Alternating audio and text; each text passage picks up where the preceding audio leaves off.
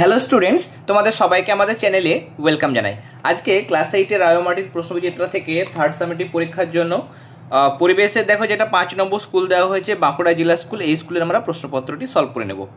প্রথমে আমরা physical সায়েন্সটা solve করব। প্রথম প্রশ্ন দেখো 1-এর 1, যদি বায়ুতে কোনো বস্তুর ওজন W1 এবং তরলে নিমজ্জিত হলে তার ওপর ক্রিয়াশীল প্লবতা যদি W2 হয়, তাহলে ভাসনের শর্ত হলো W1 ইকুয়াল টু কি হবে, W2 হবে। তাহলে এখানে বস্তুর ওজন এবং প্লবতা যদি সমান হয়, তাহলে বস্তুটাকে যে কোনো জায়গায় আমি যদি ডুবিয়ে ছেড়ে দিই, তাহলে সেখানে সে নিমজ্জিত অবস্থায় কিন্তু ভাসবে। এছাড়াও মনে রাখবে, যদি বস্তুর ওজনের থেকে প্লবতা বেশি হয়, মানে W1 এর থেকে যদি W2 বেশি হয়, তখনও বস্তুটা আংশিক নিমজ্জিত অবস্থায়, মানে কিছুটা ডুবে থাকা অবস্থাতেও ভাসে। তাহলে ভাসনের দুরকম কিন্তু শর্ত আছে। এখানে আমি ধরে নিলাম যে নিমজ্জিত অবস্থায় ভাসন, তার জন্য এখানে W1 is equal to W2 আমরা করলাম। আলোর ঈষৎ স্বচ্ছ মাধ্যম, যার মধ্যে দিয়ে আলো কিছুটা চলাচল করতে পারে, ঘষা কাঁচ, বায়ু, কাঁচ, জল, এগুলো হচ্ছে স্বচ্ছ মাধ্যম। আর যার মধ্যে দিয়ে আলো যেতে পারে না একদমই, সেগুলো হচ্ছে অস্বচ্ছ মাধ্যম, যেমন কাঠ। এরপরে এই যে পরমাণুটা দেওয়া হয়েছে অক্সিজেনের নিউট্রন সংখ্যা, আমরা উপরের ভর সংখ্যা থেকে পারমাণবিক সংখ্যা মাইনাস করলে নিউট্রন সংখ্যা পাই। যেহেতু উপরের ভর সংখ্যা মানে প্রোটন আর নিউট্রনের সমষ্টি, আর নিচে পারমাণবিক সংখ্যা মানে প্রোটন সংখ্যা, তাহলে প্রোটন প্লাস নিউট্রন থেকে প্রোটন আমি 8টা বাদ দেবো, তাহলে 10টা নিউট্রন পেয়ে যাব। ঠান্ডা জলের সঙ্গে বিক্রিয়ায় হাইড্রোজেন গ্যাস উৎপন্ন করে, সোডিয়ামও করে, ক্যালসিয়ামও করে, যেহেতু দুটোই তড়িৎ রাসায়নিক শ্রেণীতে উপরের দিকে অবস্থিত এবং অধিক সক্রিয় ধাতু। ননস্টিক বাসনপত্র তৈরি করতে টেফলন এই পলিমারটা ব্যবহার করা হয়। শূন্যস্থান পূরণগুলোর মধ্যে প্রাকৃতিক জৈব পলিমারের উদাহরণ হচ্ছে সেলুলোজ, তোমরা প্রোটিন লিখতে পারো, স্টার্চ, এগুলো সব মানে জৈব পলিমার। এরপর অক্সিজেন গ্যাস শোষণ করে নীল বর্ণ ধারণ করে এরকম দ্রাবক হচ্ছে অ্যামোনিয়াযুক্ত কিউপ্রাস ক্লোরাইড। পরমাণুর সবচেয়ে বাইরের কক্ষে ম্যাক্সিমাম 8টা ইলেকট্রন থাকতে পারে। ঘর্ষণ বল সবসময় তল দুটির সঙ্গে সমান্তরালে কাজ করে। আর পেরিস্কোপের ক্ষেত্রে তোমরা জানো যে পেরিস্কোপের মধ্যে যে কোনো দিকে তুমি আঁকো না কেন, ঘুরিয়ে আঁকলে অসুবিধা নেই। এখানে এবং এখানে যে দর্পণটা থাকে সেগুলো 45 ডিগ্রি কোণে কিন্তু নত থাকে। পিভিসি নন বায়োডিগ্রেডেবল, মানে জৈব অভঙ্গুর। আয়তন ইন্টু ঘনত্ব, আয়তনের সঙ্গে ঘনত্ব গুণ করলে ভর হয়। যেহেতু তোমরা জানো ডেনসিটি মানে হচ্ছে ভর বাই আয়তন, ভর বাই আয়তন। তাহলে ভর মানে কি? ভর মানে কোনাকুনি গুণ করলে, বা ভর মানে ডি ইন্টু ভি, তাই না? ডি ইন্টু ভি, ঘনত্ব ইন্টু আয়তন, বা আয়তন ইন্টু ঘনত্ব। কেমন? আয়তনের সঙ্গে ঘনত্ব গুণ করলে ভর পাই। সদ্বিম্ব বস্তু সাপেক্ষে কী হয়? অবশীর্ষ মানে উল্টো হয়। অবশীর্ষ মানে ধরো একটা গাছ রয়েছে, এর যখন প্রতিবিম্ব তৈরি হবে তখন উল্টো হবে, মানে উপর এই দিকটা, মানে মাথার দিকটা নিচে হবে। ওকে। কস্টিক সোডা থেকে হাইড্রোজেন গ্যাস নির্গমন, এটা হচ্ছে সিলিকনের সঙ্গে যদি বিক্রিয়া করি, তাহলে এখানে সোডিয়াম সিলিকেট উৎপন্ন হয় এবং তার পাশাপাশি হাইড্রোজেন গ্যাস উৎপন্ন হয়। নিউটনের আবিষ্কারক হচ্ছে বিজ্ঞানী স্যাডউইক। এরপরে আমরা 4-এর দাগে যে প্রশ্নগুলো আছে, 4-এর দাগে যে প্রশ্ন, সেই প্রশ্নগুলো সলভ করে নেব। প্রথম প্রশ্ন, লোহার ঘনত্ব 7.8 গ্রাম পার ঘনসেমি হলে এসআইয়ের মান কত? দেখো এখানে উত্তর দেওয়া হয়েছে, মনে রাখবে যখন সিজিএস একক থেকে এসআই এককে যেতে হয় তখন 1000 দিয়ে গুণ হয়। কেমন? 1000 দিয়ে গুণ হওয়ার কারণ হচ্ছে যখন তুমি এখানে গ্রাম থেকে কিলোগ্রাম করবে, গ্রাম থেকে কিলোগ্রাম মানে 1000 দিয়ে ভাগ, কেমন? 1000 দিয়ে ভাগ হয়। গ্রাম থেকে কিলোগ্রাম মানে 1000 দিয়ে ভাগ। এবং সেন্টিমিটার থেকে মিটার যেতে গেলে সেখানেও ভাগ হয়, কিন্তু এখানে পার দেওয়া হয়েছে, নিচে দেওয়া হয়েছে, তাহলে ভাগটা উল্টে গেলে গুণ হবে। সেন্টিমিটার থেকে মিটারে যেহেতু 100 দিয়ে ভাগ, মানে এখানে পার দেওয়া আছে, নিচে দেওয়া আছে, তার মানে 100 দিয়ে গুণ, তাহলে ওপরে 100। কিন্তু এখানে ঘন দেওয়া হয়েছে, ঘন সেমি থেকে ঘন মিটার, তাহলে 100 বা ঘন করতে হবে। তাহলে 100 কিউব মানে এই 2 শূন্য 3 বার আছে, তাহলে 2 শূন্য 3 বার মানে 6 বার, টোটাল 6 বার আছে। নিয়ে 3 শূন্য কেটে যায়, তার জন্য 1000 দিয়ে টোটালি গুণ হয়। ওকে। এবার দেখো এখানে সরাসরি আমরা এই জায়গাটাতে চলে যাব যে সিজিএস পদ্ধতিতে লোহার ঘনত্ব 7.8 গ্রাম পার ঘনসেমি, এসআইতে তাহলে কী হবে? 1000 দিয়ে গুণ হবে, হয়ে যাবে 7800 কিগ্রা পার ঘনমিটার। কেন 1000 দিয়ে গুণ হয় সেটা আমি এখানে বুঝিয়ে দিলাম, এবং তোমাদের শুধুমাত্র এই জায়গাটা করতে হবে। ওকে। এরপরে বায়ুর চাপ বলতে কি বোঝো? এটা দেখো পেজ নাম্বার রায়মার্টিনের ক্ষেত্রে 22 পাতায় দেওয়া হয়েছে। কোনো বিন্দু চারিদিকে একক ক্ষেত্রফলের ওপর বায়ুমণ্ডল লম্বভাবে নিজ ওজনের সমান যে বল প্রয়োগ করে তাকে বায়ুর চাপ বলে, মানে বল বাই ক্ষেত্রফল হচ্ছে বায়ুর চাপ। এরপরে বায়ুর চাপ কত মিটার উঁচু জলস্তম্ভ চাপের সমান? 10.3 মিটার। নেক্সট, এখানে অসৎবিম্ব বলতে কি বোঝায়? অসৎবিম্ব মানে মনে রাখবে যে কোনো বিন্দু উৎস থেকে আগত আলোকরশ্মিগুচ্ছ যদি প্রতিফলিত বা প্রতিসরিত হওয়ার পর যদি দ্বিতীয় কোনো বিন্দু থেকে অপসৃত হচ্ছে বলে মনে হয়, তাহলে দ্বিতীয় বিন্দুটাকে ওই বিন্দু উৎসের অসৎবিম্ব বলে। পরের প্রশ্ন, এগুলো খুব ইম্পর্টেন্ট কোশ্চেন। সংকট কোণ, অভ্যন্তরীণ পূর্ণ প্রতিফলনের শর্ত, এগুলো দারুণ ইম্পর্টেন্ট, এগুলো ভালো করে তোমরা প্র্যাকটিস করে যাবে। এবং ফার্স্ট ইউনিট টেস্টে যখন তোমাদের এই চ্যাপ্টারগুলো ছিল তখন আমি খুব সহজ করে এগুলো বুঝিয়ে দিয়েছি। মোস্ট প্রবাবলি ফার্স্ট ইউনিট টেস্টে হয়তো আলো চ্যাপ্টারটা তোমাদের ছিল। প্রথমে দিয়েছি সংকট কোণ। সংকট কোণ মানে ঘন থেকে যখন আলোক রশ্মি লঘু মাধ্যমে যায় তখন দুই মাধ্যমের বিভেদ তলে যে মানে কোণে আপতিত হলে প্রতিসরিত রশ্মিটি 90 ডিগ্রি কোণ সৃষ্টি করে বেরিয়ে যায়। তাহলে 90 ডিগ্রি কোণ সৃষ্টি করে বেরিয়ে যাওয়া মানে হচ্ছে যে এই দুই মাধ্যমের বিভেদ তল বরাবর সেই প্রতিসরিত রশ্মিটি ঘেঁষে বেরিয়ে যাবে। তাহলে যে আপতন কোণের জন্য এই প্রতিসরিত রশ্মিটি এরকমভাবে দুই মাধ্যমের বিভেদ তল বরাবর ঘেঁষে বেরিয়ে যায়, সেই বিশেষ আপতন কোণটাকে বলা হয় সংকট কোণ। কেমন? তাহলে সংকট কোণে যদি আপতিত হয় তাহলে প্রতিসরিত রশ্মিটি দুই মাধ্যম, ধরো উপরে লঘু মাধ্যম রয়েছে বাতাস, নিচে ধরো ঘন মাধ্যম জল রয়েছে, তাহলে দুই মাধ্যমের বিভেদ তল বরাবর সেটা ঘেঁষে বেরিয়ে যাবে। এখানে তাহলে এখান থেকে শুরু করে এতটা লিখবে, পারলে চিত্রটা দেবে। ওকে। আর অভ্যন্তরীণ পূর্ণ প্রতিফলনের শর্ত বলেছে, এক হচ্ছে যে অভ্যন্তরীণ পূর্ণ প্রতিফলন কখন হয় মনে রাখবে, যদি সংকট কোণে থেকে বেশি কোণে আলোকরশ্মি আপতিত হয়। এখানে দেখো সংকট কোণে থেকে কম, I less than theta C, critical angle থেকে কম, তার জন্য দ্বিতীয় মাধ্যমে চলে যাচ্ছে। I যখন সংকট কোণে থেকে মানে আপতন কোণের মান যখন সংকট কোণের সমান হচ্ছে তখন প্রতিসরিত রশ্মিটি দুই মাধ্যমে বিভেদ তল বরাবর ঘেঁষে যায়, যেটা সংকট কোণের কনসেপ্ট। এবার বলছে আপতন কোণের মান যদি সংকট কোণ থেকে বেশি হয় তখন কি ঘটনা ঘটে, আপতিত রশ্মিটা দ্বিতীয় মাধ্যমে আর যায় না, আবার আগের মাধ্যমে ফিরে আসে।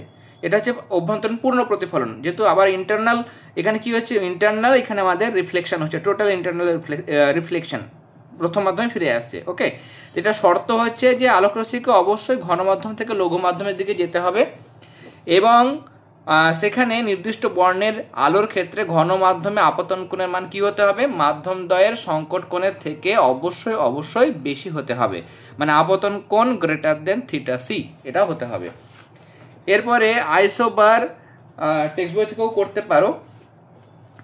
টেক্সট বইয়ের মধ্যে আমাদের 74 পাতাতে আইসোবার দেওয়া হয়েছে, বা রেফারেন্স বই থেকেও তোমরা করতে পারো। কেমন?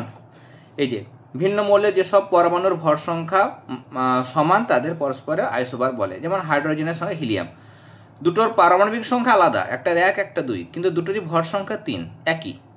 একই রকমভাবে কার্বন নাইট্রোজেন, এদের পারমাণবিক সংখ্যা আলাদা কিন্তু ভর সংখ্যা একই। তোমরা অন্যভাবে নিজের ভাষাতেও লিখতে পারো যে বিভিন্ন মৌলের পরমাণু যাদের পারমাণবিক সংখ্যা আলাদা কিন্তু ভর সংখ্যা একই, তাদের বলা হয় পরস্পরের আইসোবার। ওকে। বা বইটাও লিখতে পারো। মার্কিউরাস ক্লোরাইডের সংকেত হচ্ছে Hg2Cl2, হাইড্রোজেনের রূপভেদ। কেমন? হাইড্রোজেনের রূপভেদ মানে এখানে আইসোটোপের কথা বলা হয়েছে। এখানে প্রোটিয়াম একটা বা সাধারণ হাইড্রোজেন H11, ডয়টেরিয়াম যেটা হচ্ছে পারমাণবিক সংখ্যা 1 এবং ভর সংখ্যা 2, আর 3 নম্বর আইসোটোপ যেটা হচ্ছে ট্রিসিয়াম বা ট্রিটিয়াম, সেটা হচ্ছে 13, পারমাণবিক সংখ্যা 1 আর ভর সংখ্যা 3।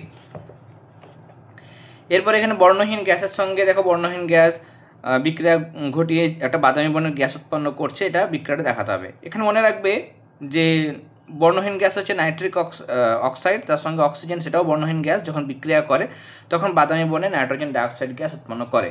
তাহলে এক্স হচ্ছে নাইট্রিক অক্সাইড, ব্র্যাকেটে NO সংকেতটা দেবে, ওয়াই লিখবে অক্সিজেন, ব্র্যাকেট O2 লিখবে ব্র্যাকেটে অক্সিজেন, বা অক্সিজেন লিখে ব্র্যাকেটে O2 লিখবে, আর জেড লিখবে যে নাইট্রোজেন ডাইঅক্সাইড ব্র্যাকেটে NO2। কেমন? তাহলে নাম লেখার পরে ব্র্যাকেটে তোমরা সংকেতগুলো দেখাবে। এই যে এই বিক্রিয়াটা, কেমন? এই যে নাইট্রিক অক্সাইডের সঙ্গে অক্সিজেন বিক্রিয়া ঘটিয়ে নাইট্রোজেন ডাইঅক্সাইড উৎপন্ন করে, এটাও বর্ণহীন এটাও বর্ণহীন, কিন্তু এটা হচ্ছে তোমার বাদামি বর্ণের গ্যাস। এরপর লোহার সঙ্গে জলের বিক্রিয়ার শর্ত ও সমিত সমীকরণ লিখবে। লোহিতপ্ত লোহা স্টিমের সাথে বিক্রিয়ায় ফেরোসোফেরিক অক্সাইড এবং হাইড্রোজেন গ্যাস উৎপন্ন করে। নিয়ে বিক্রিয়া সমীকরণ দেবে, 3Fe + 4H2O তৈরি করছে Fe3O4 + 4H2। কেমন? এরপরে নেক্সট এগুলো এই মানে এই যে সমীকরণটা, সেটা মানে এর আগে যে সিলেবাসটা ছিল, সিলেবাস তো তোমাদের বই মানে তোমাদের পুরো টপিক সব কিছুই একই, কিছুটা চেঞ্জ করা হয়েছে এবছর। মানে একদমই সামান্য পরিবর্তন করা হয়েছে, তার জন্য কিছু কিছু বাদ গেছে। কেমন, এটা আগে ছিল। এরপরে কার্বনের 3টি নিয়তাকার রূপভেদ হিরে, গ্রাফাইট, ফুলারিন। 2টি গ্যাসীয় জ্বালানি হচ্ছে লিখবে LPG liquefied petroleum gas, CNG compressed natural gas. জিঙ্কের সঙ্গে কার্বন ডাইঅক্সাইড বিক্রিয়ায় জেডএনও মানে জিঙ্ক অক্সাইড আর সিও মানে হচ্ছে কার্বন মনোক্সাইড, এই দুটো উৎপন্ন হয়। এরপরে চলো 5-এর দাগের প্রশ্নগুলো দেখে নিই। 5-1 কি ঘটে? উত্তপ্ত পটাশিয়ামের টুকরো কার্বন ডাইঅক্সাইড পূর্ণ গ্যাস জারে প্রবেশ করানো হলো। তোমরা 141 পাতা বের করো, আমি বলে দিচ্ছি কিভাবে লিখবে। লিখবে যে জ্বলন্ত পটাশিয়ামের, সোডিয়াম লেখা দরকার নেই যেহেতু পটাশিয়াম আমাদের চেয়েছে, জ্বলন্ত পটাশিয়ামের টুকরো কার্বন ডাইঅক্সাইড পূর্ণ গ্যাস জারে প্রবেশ করালে পটাশিয়াম জ্বলতে দেখা যাবে। কেমন, নিয়ে লিখবে এখানে কার্বন ডাইঅক্সাইড হলো জারক এবং পটাশিয়াম ও কার্বন হলো বিজারক। কেমন, আচ্ছা এই জায়গাটা লেখার দরকার নেই, আমি বলে দিচ্ছি। এখানে তোমরা যখন এখানে কার্বন ডাইঅক্সাইডের সঙ্গে কার বিক্রিয়া ঘটালে পটাশিয়াম, তাই তো, কার্বন ডাইঅক্সাইডের সঙ্গে পটাশিয়াম, তাহলে কার্বন ডাইঅক্সাইডের সঙ্গে পটাশিয়াম এরকম, তাহলে কে ও সোডিয়াম পটাশিয়াম, তাই তো, তাহলে K2O উৎপন্ন হবে এবং তার সঙ্গে এটা উৎপন্ন হবে। কেমন, 2K plus CO2 K2O plus CO carbon monoxide উৎপন্ন হবে। এখানে এই যে বিক্রিয়াটা, এখানে কার্বন ডাইঅক্সাইড হচ্ছে জারক, কার্বন ডাইঅক্সাইড হচ্ছে জারক আর পটাশিয়াম হচ্ছে বিজারক। কেমন, কার্বন ডাইঅক্সাইড জারক, পটাশিয়াম হচ্ছে বিজারক, তাহলে বিক্রিয়া সমীকরণটা অবশ্যই দেবে। এরপরে দারুণ ইম্পর্টেন্ট কোশ্চেন, স্টার মার্ক দেবে এটা। স্বচ্ছ চুন জলে ধীরে ধীরে অতিরিক্ত কার্বন ডাইঅক্সাইড গ্যাস চালনা করলে প্রথমে ঘোলাটে ও পরে স্বচ্ছ হয়ে যায় কেন? এগুলো আমরা আগেও পেয়েছি যে প্রথমে কি হয়, এই ছকটা লিখতে হবে পুরোটা। কেমন, এখানে প্রথমে স্বচ্ছ চুন জল ঘোলাটে হয়ে যায়, তার কারণ কলিচুনের সঙ্গে কার্বন ডাইঅক্সাইডের বিক্রিয়ায় ক্যালসিয়াম কার্বনেট আর জল উৎপন্ন হয়। এখানে ক্যালসিয়াম কার্বনেটটা জলে অদ্রব্য, জলে গলে না, তার জন্য চুন জলটা ঘোলাটে হয়ে যায়। পরে যখন অতিরিক্ত কার্বন ডাইঅক্সাইড অনেকক্ষণ সময় ধরে চালনা করা হয়, তখন অদ্রাব্য ক্যালসিয়াম কার্বনেট থেকে দ্রাব্য ক্যালসিয়াম বাইকার্বনেট CaHCO3 উৎপন্ন হয়, তার জন্য আবার দ্রবীভূত হয়ে যায়। এই ছকটা করবে। কেমন, পুরোটা। এবং ছবির মতোই কিছুটা চুন জল নাও, এসব লিখবে না, নেওয়া হলো তাই লিখবে। কেমন, একটা কাঁচের পাত্রে কিছুটা পরিষ্কার চুন জল নেওয়া হলো, এবার উল্প বোতল থেকে উৎপন্ন কার্বন ডাইঅক্সাইড গ্যাসকে চুন জলের মধ্যে দিয়ে চালনা করা হলো, এটা যা আছে লিখবে। আর এখানে ওই ঘোলা চুন জলের মধ্যে দিয়ে বেশি পরিমাণে কার্বন ডাইঅক্সাইড বেশিক্ষণ ধরে চালনা করা হলো। কেমন, ঘোলা চুন জল আবার স্বচ্ছ হয়ে যায় বা স্বচ্ছ হলো, হয়ে গেল লিখতে পারো। কেমন, বা হয়ে যায়, যা আছে লিখতে পারো, কিন্তু এখানে ভাষাটা একটু পাল্টে দেবে। ওকে, এরপর দেখো অসুবিধাও হলে টেলিগ্রাম গ্রুপ আছে, সেখানে তোমরা জেনে নিতে পারো। আর পেড গ্রুপে যারা আছো তোমরা তো সেখানে নোটসগুলো পেয়ে যাও। কেমন, সেখানে তোমাদের সমস্ত ইম্পর্টেন্ট কোশ্চেন আনসার নোটস আমরা প্রোভাইড করি। পেড গ্রুপে তোমাদের ইতিহাস, ভূগোল এবং পরিবেশ বিজ্ঞানের মধ্যে জীবন বিজ্ঞান, ভৌত বিজ্ঞান সবগুলো নোটস তোমাদের দেওয়া হয়। ওকে, সেখানে তোমাদের যাদের অসুবিধা হবে তোমরা অবশ্যই কমেন্ট সেকশনে বা তোমাদের পেড গ্রুপ রয়েছে, হোয়াটসঅ্যাপ গ্রুপ রয়েছে, হোয়াটসঅ্যাপ গ্রুপেই তোমরা কিন্তু তোমাদের প্রবলেমগুলো জানাবে। এখানে দেখো অ্যালুমিনিয়াম চূর্ণ ও কস্টিক পটাশ দ্রবণ থেকে কিভাবে হাইড্রোজেন গ্যাস পাওয়া সম্ভব শর্তাবলী উল্লেখ করে সমিত সমীকরণ দাও। লিখবে জলের উপস্থিতিতে পটাশিয়াম হাইড্রোক্সাইড বা কস্টিক পটাশের সঙ্গে অ্যালুমিনিয়ামের বিক্রিয়ায় এখানে পটাশিয়াম টেট্রা হাইড্রোক্সো অ্যালুমিনেট, কেমন, পটাশিয়াম টেট্রা হাইড্রোক্সো অ্যালুমিনেট ও হাইড্রোজেন গ্যাস উৎপন্ন হয়। বিক্রিয়া সমীকরণটা দেবে। কেমন, টেট্রা হাইড্রোক্সো যেহেতু OH 4টে রয়েছে, 4টে থাকলে টেট্রা, একটা থাকলে যেমন আমরা বলি মোনো, দুটো থাকলে বলি ডাই, তিনটে থাকলে ট্রাই, 4টে থাকলে টেট্রা। তাহলে এখানে হচ্ছে 2Al plus 2KOH potassium hydroxide মানে কস্টিক পটাশ, এবং 6H2O তৈরি হচ্ছে 2K, থার্ড ব্র্যাকেট দেবে AlOH হোল 4 প্লাস 3H2, এটা হচ্ছে পটাশিয়াম টেট্রা হাইড্রোক্সো অ্যালুমিনেট। ওকে, আর এটা হাইড্রোজেন গ্যাস। অথবা হাইড্রোজেন গ্যাস কোন শর্তে নাইট্রোজেনের সঙ্গে বিক্রিয়া করে, এগুলো আগে দেওয়া হয়েছে, আগে আমরা করেছি। কেমন, এই জিনিসটা লিখবে, বি এর যে জিনিসটা লেখা আছে পুরোটা লিখবে। এক আয়তন নাইট্রোজেন 3 আয়তন হাইড্রোজেনের সঙ্গে বিক্রিয়া করে যখন বায়ুমণ্ডলের চাপ হচ্ছে 200 আর 550 ডিগ্রি সেলসিয়াস উষ্ণতা আর লোহা চূর্ণ অনুঘটকের উপস্থিতি বিক্রিয়া করে অ্যামোনিয়া তৈরি করে, এই জিনিসটা লিখবে। আর গঠন ত্রিমাত্রিক গঠন দেখাতে হবে 82 পাতায়। আগের বইটাতে আমাদের করে দেওয়া ছিল, এখানে করে দেওয়া নেই। এখানে যখন অ্যামোনিয়া লিখবে হাইড্রোজেন সালফাইড, আচ্ছা হাইড্রোজেন সালফাইড দিয়েছে, অ্যামোনিয়া দিয়েছে না, PH3 ফসফিন দিয়েছে। তাহলে হাইড্রোজেন সালফাইড মানে এরকম H2S সংকেত, আর লিখবে সালফার এখানে দুই দিকে দুটো হাইড্রোজেন দেবে। ফসফিনের ক্ষেত্রে PH3 সংকেত, পি লিখবে তিনটে হাইড্রোজেন, একটা এদিকে ভাবে ক্রস করে এদিকে ক্রস করে একটা নিচে হাইড্রোজেন লিখবে, মানে একটা এই অ্যামোনিয়ার মতোই হচ্ছে ফসফিন, আর জলের মতো গঠন হচ্ছে হাইড্রোজেন সালফাইডের। কেমন? তাহলে হাইড্রোজেন সালফাইড এবং ফসফিন PH3 এই দুটো স্ট্রাকচার ড্র করবে। নেক্সট কোশ্চেন বলছে হিরে চকচকে দেখায় কেন? এগুলো আমরা ফার্স্ট ইউনিট টেস্টেও অনেকবার পেয়েছি। কেমন? ফার্স্ট ইউনিট টেস্টে আমাদের জায়গাগুলো ছিল, আলো চ্যাপ্টারটা আমাদের না, আলো চ্যাপ্টারটা এবার আমাদের দিয়েছে এই মানে থার্ড ইউনিট টেস্টে। ওকে, যাই হোক, তাহলে আশা করি তোমরা চ্যাপ্টারটা পড়েছো। যদি সম্ভব হয় আমি চ্যাপ্টারগুলো প্রোভাইড করব বোর্ডে, যেরকম আমি সাবজেক্টিভ ক্লাস দিই সেখানে আমি সব জিনিসগুলো খুব সহজ করে বুঝিয়ে দেব। যদি সম্ভব হয়, সময় পাই, আমি অবশ্যই ক্লাসগুলো দিয়ে দেব। দেখো হিরে চকচকে দেখায় তার কারণ এক হচ্ছে হীরের উপাদানে যেটা প্রতিসরাঙ্ক সেটা 2.42, কাঁচের থেকে মানে যেখানে কাঁচের ক্ষেত্রে প্রতিসরাঙ্ক 1.5, সেখানে হীরের উপাদান প্রতিসরাঙ্ক অনেক বেশি। এছাড়া বায়ু সাপেক্ষে হীরের সংকট কোণ 24.5 ডিগ্রি হয়। আলোকরশ্মি হীরের মধ্যে দিয়ে মানে প্রবেশ করার পর যখন বেরিয়ে যায় বা নির্গত হয় তখন দুই মাধ্যমে বিভক্ত হলে এই যে সংকট কোণ তার থেকে বেশি কোণে আপতিত হলে কি হবে? তোমরা জানো অভ্যন্তরীণ পূর্ণ প্রতিফলন হবে। তাহলে রশ্মিটি বায়ু মাধ্যমে নির্গত না হয়ে নির্গত হবে না, তাই না? অভ্যন্তরীণ পূর্ণ প্রতিফলন মানে তার মধ্যে থেকে যাবে, দ্বিতীয় মাধ্যমে যাবে না। তাহলে হীরকের মধ্যেই বিভিন্ন তলে বারবার পূর্ণ প্রতিফলিত হয়, তার জন্য সেটা উজ্জ্বল লাগে। 2 নম্বর আরও একটা কারণ, সেটা হচ্ছে এছাড়াও হীরককে এমনভাবে কাটা হয় যে পূর্ণ প্রতিফলনের সংখ্যা যেন বেশি হয় এবং কয়েকটি মাত্র তল দিয়ে এই রশ্মিগুলি একত্রে ঘনীভূত রশ্মিগুচ্ছ হিসেবে বাইরে বেরিয়ে আসতে পারে না, তাই হীরককে উজ্জ্বল দেখায়। এরপরে দর্পণে অসৎবিম্ব ছবি, এটা দেখো 101 পাতায় দেওয়া হয়েছে। অসৎবিম্ব যখন আমরা সমতল দর্পণে করব তখন এখান থেকে শুরু করবে, কিভাবে এটা হয়েছে সেটা ব্যাখ্যা করা হয়েছে এখান থেকে শুরু করে একদম এতটা পর্যন্ত। কেমন? আলোকরশ্মি কীভাবে গেছে, আলোকরশ্মি এখান থেকে এদিক দিয়ে পড়ে এদিকে প্রতিফলিত হয়েছে, এই দিকটা একটা আছে এখানে প্রতিফলিত হয়েছে, এদিক থেকে গিয়ে এদিকে প্রতিফলিত হয়েছে। এই রশ্মিগুলোকে পিছন দিকে বর্ধিত করব, বর্ধিত করলে এর প্রতিবিম্ব A' পাওয়া যাবে। এটা হচ্ছে অসৎ, মানে A' হচ্ছে A এর অসৎ বিম্ব। পড়লে বুঝতে পারবে। ওকে, এতটা পর্যন্ত লিখতে হবে। নেক্সট কোশ্চেন, এখানে প্লবতা কাকে বলে এবং প্লবতার মান কোন কোন বিষয় উপর নির্ভর করে? দারুণ ইম্পর্টেন্ট কোশ্চেন।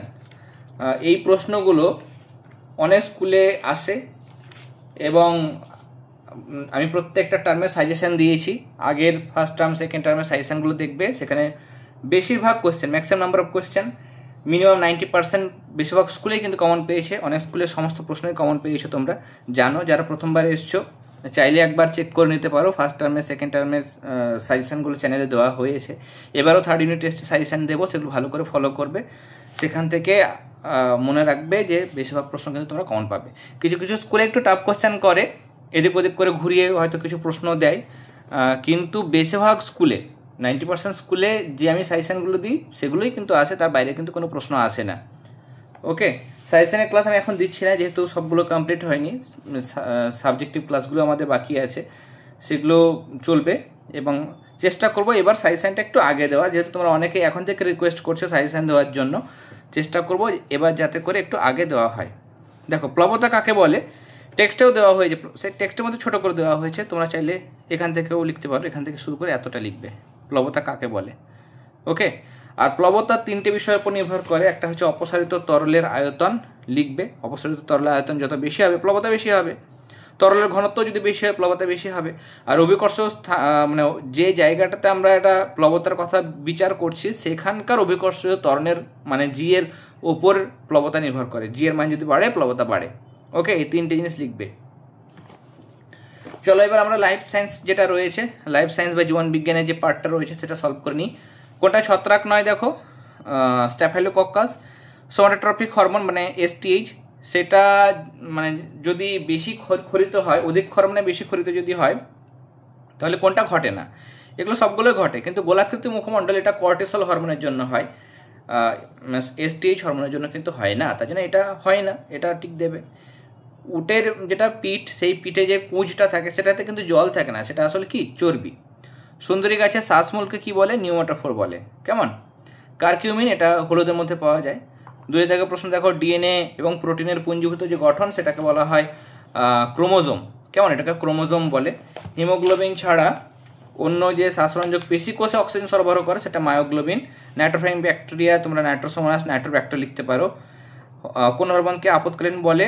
সেটা হচ্ছে অ্যাড্রেনালিন হরমোন। সি পেন নালীপথের সাহায্যে গমন করে, তা নয়। স্টারফিশটা নালীপথের সাহায্যে গমন করে, তাহলে এটা মিথ্যা। বোটানিক্যাল গার্ডেন এটা এক্স সিটু সংরক্ষণ, ইন সিটু না, মিথ্যা।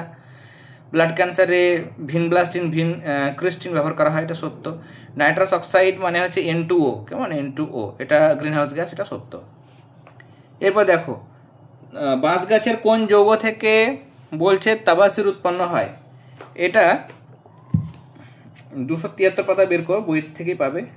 এই যে ব্যাম্বুসা অরান্ডিনাসিয়া নামক বাঁশের পর্ব মধ্যে সিলিকন ডাইঅক্সাইড ও সিলিসিক অ্যাসিড সমৃদ্ধ তাবাসিন নামক একটা গুরুত্বপূর্ণ ওষুধ প্রস্তুত হয়। ওকে, তাহলে এখানে সিলিকন ডাইঅক্সাইড এবং সিলিসিক অ্যাসিড সমৃদ্ধ, কেমন? এই যৌগ থেকে। 2 নম্বর, স্যান বুশম্যান কিভাবে তাদের পানীয় জল সংগ্রহ করে? 258 পাতা বের করো, এখানে দেওয়া হয়েছে। এই যে এটা নিজেরা তোমরা পারবে, এখান থেকে শুরু করে এখান এতটা লিখবে। এই যে বালির মধ্যে গর্ত করে নলাকার ঘাস ঢুকিয়ে জল টেনে নেয়। অস্ট্রিচের ডিমের খোলককে জলের পাত্র হিসেবে ব্যবহার করে। স্টারফিশের গমনাঙ্গ হচ্ছে নালীপথ। অ্যাড্রেনালিন ছাড়া অ্যাড্রেনাল গ্রন্থি থেকে আর একটা হরমোন হচ্ছে কর্টিসল। কেল্পের অর্থনৈতিক গুরুত্ব লিখবে। মৎস্য শিল্প ও অন্যান্য সামুদ্রিক শিল্পের জন্য একটি গুরুত্বপূর্ণ খাদ্য ও আশ্রয়স্থল প্রদান করে কেল্প। ম্যানগ্রোভ বনভূমির একটা সংকট, 243 পাতা। এখানে ম্যানগ্রোভ অরণ্যের সমস্যা দেওয়া হয়েছে। এই যে এই বনের উদ্ভিদরা বেঁচে থাকার জন্য নানা কৌশল অবলম্বন করে। এই বনের বাইন, পশুর কেওড়া, গরান এই সমস্ত উদ্ভিদের নিচের অংশ জোয়ারের সময় দিনে 2 বার জলে ঢেকে যায়। মাটির সূক্ষ্ম ছিদ্রগুলো কাদায় ঢাকা পড়ায় শ্বাসকার্য চালানো অসম্ভব হয়ে পড়ে, তাই সব উদ্ভিদের মূল থেকে মাটির উপর অসংখ্য শ্বাসমূল বেরোয়। এটা একটা, বা তুমি এটা লিখতে পারো। কেমন? জোয়ারের সময় সমুদ্রের নোনা জল সরাসরি খাড়ির মধ্যে প্রবেশ করে। 1000 গ্রাম সমুদ্রের জলে প্রায় 33 থেকে 38 গ্রাম লবণ থাকে, যা স্থলভাগের উদ্ভিদরা সহ্য করতে পারে না, কারণ অতিরিক্ত লবণ উদ্ভিদের দেহকলায় বিষক্রিয়া সৃষ্টি করে। তাহলে এটাও একটা সমস্যা। প্রথমটা লিখতে পারো, বা এখান থেকে শুরু করে এতটা লিখতে পারো। এরপরে মানুষের অন্তরে অবস্থিত কোলাই, এটার উপকারী ভূমিকা। 190 পাতা যদি বের করো, দেখো এখানে দেওয়া হয়েছে যে কোলাই কি করে? কোলাই মানুষের দেহে প্রয়োজনীয় ভিটামিন B12 সরবরাহ করতে সাহায্য করে। কেমন? তাহলে এটা উপকারী ভূমিকা। লাইসোজোমের বহুরূপতা দেখবো আমরা, তার আগে এই প্রশ্নটা দেখে নিই। দেহ ত্বকের উপরে অ্যালোভেরা পাতা থেকে প্রাপ্ত রসের উপকারী ভূমিকা। 285 পাতা আমরা বের করবো। অ্যালোভেরা মানে হচ্ছে ঘৃতকুমারী, তাহলে এটা এই যে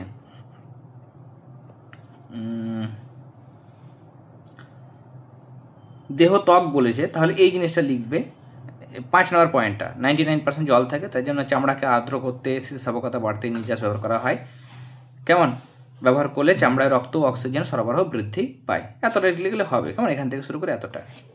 আর যে কোশ্চেনটা আমরা বাদ দিলাম সেটার আনসার দেখবো। লাইসোজোমের বহুরূপতা কাকে বলে? সংজ্ঞাটা জানতে চেয়েছে, তার জন্য আমি এটা রায়মার্টিন থেকে দেখাচ্ছি। রায়মার্টিনে সুন্দর করে দেওয়া হয়েছে যে একই কোষের মধ্যে বিভিন্ন গঠনযুক্ত অথবা বিভিন্ন কোষের মধ্যে কার্যগতভাবে বিভিন্ন গঠনযুক্ত লাইসোজোম অবস্থান করে। লাইসোজোমের এরকম বিভিন্ন গঠনযুক্ত অবস্থায় বিরাজ করার ঘটনাকে লাইসোজোমের বহুরূপতা বলা হয়। তাহলে এখান থেকে শুরু করে এতটা লিখবে। নেক্সট 3 দাগের প্রশ্নগুলো দেখব। প্রথম প্রশ্ন এখানে অ্যান্টিবায়োটিক কাকে বলে উদাহরণ দাও। এগুলো সব টেক্সট বইয়ের মধ্যেও দেওয়া হয়েছে। কেমন?